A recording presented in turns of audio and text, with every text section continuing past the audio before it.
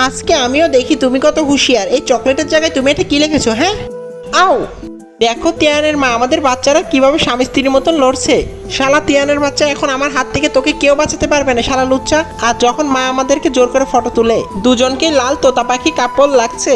তিয়ানকে দেখতে আসি। এই ফিল, গার্লফ্রেন্ড হবি আমার?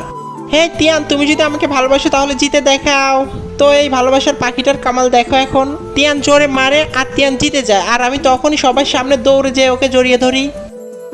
বন্ধুরা দেখ দেখ, তিয়ানের চক্কর চলছে। এই দূরে যাও, তুমি কি? আমি তোমাকে চিনি না।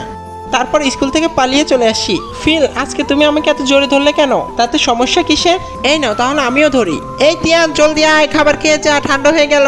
ইয়ার মাটাও সবসময় ভুল টাইমে এন্ট্রি নেয়। ফিলের আম্মু ওর জন্য অন্য ছেলে দেখছে।